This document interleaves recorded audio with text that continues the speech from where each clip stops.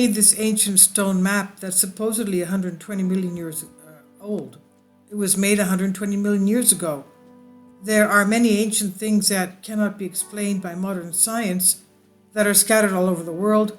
How did the Egyptians move and build the pyramids? What is the purpose of the Peruvian Nazca lines and what do they serve? There are so many objects, buildings, ruins, and they defy imagination.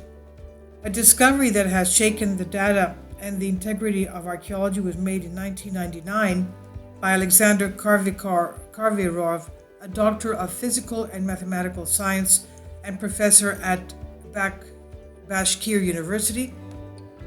The discovery is an ancient stone topographic map of the Ural Mountains, a map that initially appeared to be 3,000 years old. The professor said, when examining the stone, 2 shells were found on its surface, shells. The age of one of the shells, Navicossina munitus, of the Gyrodeidae family is about 500 million years old, while from the second one, Princeps equiliomphalus of the Equiliomphalli subfamily is about 120 million years old. That is, that the age accepted as the map was probably created at the time when the Earth's magnetic field was in the area of today's Franz Joseph Earth, while its construction was the construction of the map was exactly 120 million years ago. The professor himself says, the map we have is beyond the traditional understanding of humanity, and we need a lot of time to get used to it. We are used to simple things. Initially, we thought that the stone was about 3,000 years old, although the age gradually increased until we found the shells rooted in the stone. He shows a topographic map. Even if it was 3,000 years old, it would be a shocking discovery that could force a change not only in science and archaeology, but also in the understanding of human history. How is it possible that the ancient people could create a map showing the topography of the region in the most detailed report, such as the Urals, unless they were able to see it from the air? Does this mean that references such as the Tripura Vimana of ancient India, mentioned in the Indian epic Vimankiya Shastra, were more than just a fantasy? Perhaps the strange description given by Ezekiel was not just a cloud. We must continue to believe that the ancients had only primitive tools and that we are at the top of our race technologically. Then how can this stone map be explained? A find in Bashkir by scientists, it is complete contrast to traditional concepts of human history. It is a stone slab which is 120 million years old, and it covers the Ural region in relief. This is what scientists say is impossible, and that if they did not see it with their own eyes, they would not believe it. At the University of Bashkir, it's a state university, they found evidence of an indisputable ancient civilization that developed to a great extent in its existence. The big question is about the large stone slab found in 1999, with the image of the area showing that it was made according to an unknown technology. The map that has been made on the stone slab is almost similar to today's military maps. The map includes the civil engineering works. Quote, a system of canals with a length of about 12,000 kilometers, overflows with strong dams. Not far from canals, there is a shape of rhombosis to be seen, the destination of which is unknown, end quote. This is not the first time that an object has been discovered that shows that people living in ancient times had access to precision tools. The modern science of archaeology cannot deny that these tools existed because there is no evidence from the ancients, but there is proof from the findings.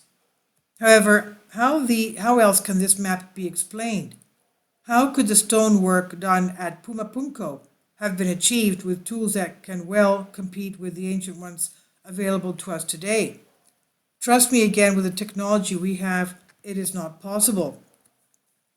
Professor Alexander Jurvirov and the graduate student from China from Huan University decided to study the hypothesis of the possible migration of the old Chinese population to the territory of Siberia and the Urals.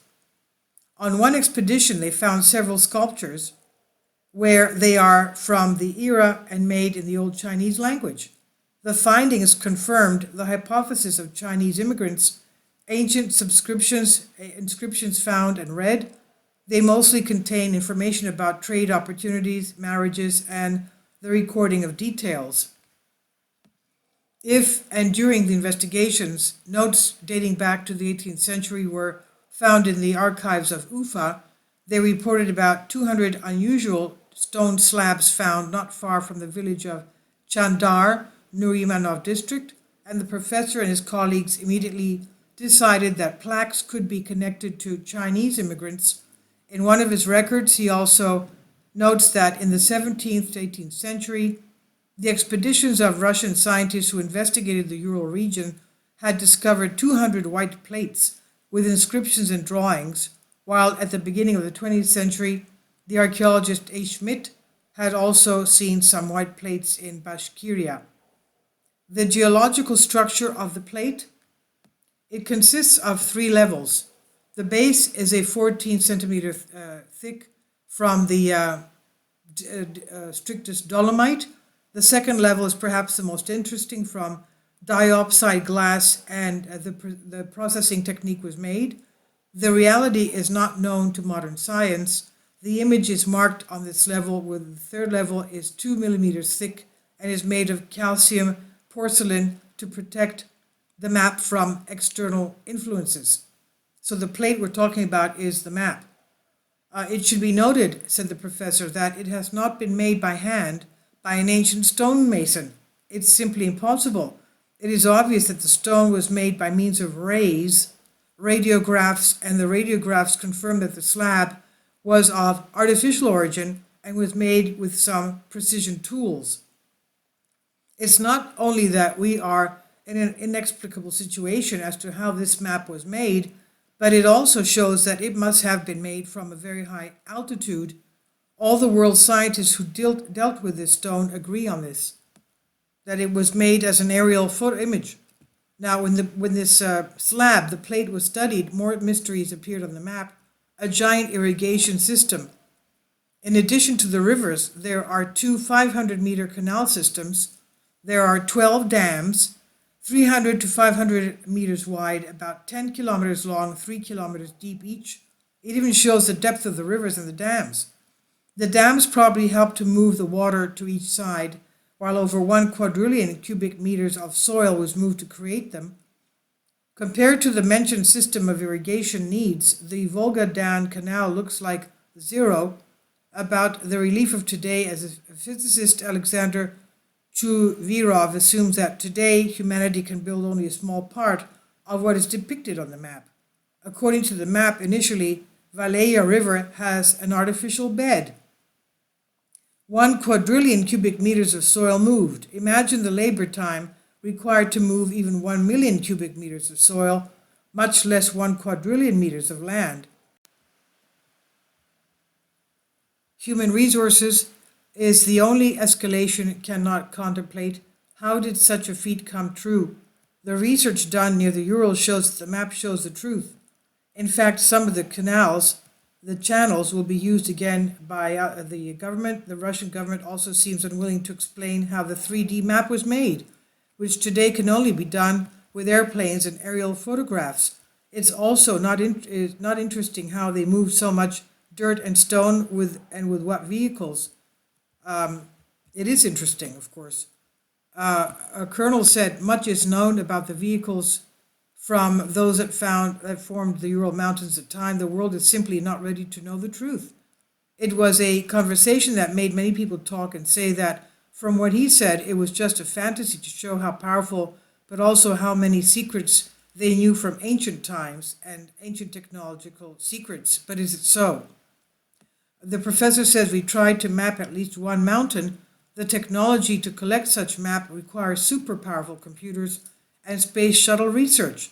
The latest survey of the map brought one discussion after another. Now scientists are sure that the map, and that is only a part of the overall big map of the Earth. According to some hypotheses, there are a total of 348 pieces like this, which, if put together, show the Earth in 3D. 348 pieces like the dashka stone that will make up a map of 340 meters by 340 meters, giving an overall overview of the vast area, or as they say with confidence, of the whole Earth accurately on a map. There it is very similar to a military map of today where they are using when planning territorial expansions. What could our ancestors need such a map for? Maybe they were looking for more caves to inhabit. Maybe they needed different rocks to use while cracking the skulls of weaker Neanderthal races. No, we don't think so. Obviously, they had very advanced technology to do maps like this. It's a common request made not only to science but also to political and religious leaders, and that we are now at the technological height of our race, quote unquote, and that before man was never able to accomplish so much as he is able to now. It's ironic that science has enabled the so-called modern developments that we see today, have faith issues that have been rejected by the enlightened sages of the modern age in favor of things it can see, touch, and explain. And perhaps we have to grow and treat technological prowess in the past as well, and have lost that knowledge due to greed and avarice. I think the same thing can happen again with humanity being hurt by a planet we've needlessly wasted. Now, Charles Darwin in 1800, who formulated the theory that science stubbornly insists on, willfully blind to any evidence of the contrary. The theory states that dinosaurs evolved from single-celled organisms that exist in the ocean over millions of years. Man, Darwin states, is recent on Earth, having evolved from primates less than 120,000 years ago. Unfortunately for Darwin's theory to put forward his legacy, as it were, more and more science is forced to reject the entire volume of the theory of evolution. Now, beginning at the base of Cambrian period and spanning about 10 million years, all the major groups of invertebrates made their first appearance in the most spectacular increase in diversity ever recorded in our planet. Within the last 30 years, the ruins of a metropolis, a super city, was discovered in Africa. This sprawling complex could house over 200,000 people. The age of the city, from 160 to 200,000 BC. These are only the tip of the iceberg, the beginning of an avalanche of evidence that disproves these cherished theories and long-held beliefs that have limited humanity's understanding of who we are and how we got to this point in time. So with these findings, it's now practically scientifically proven that we did not come from an age, nor as some want to say that humanity is only 6,000 years old. For any misunderstandings with the Darwinists or others, I don't say these things. I simply agree with those who say them because they have tangible evidence that cannot be refuted by anyone. So until next time, everyone, be well, and remember, if you don't believe in something, it does not mean it does not exist. And I've translated this for you from a Greek article. It's from Apocalypse John. Please leave your comments. Thank you for your support.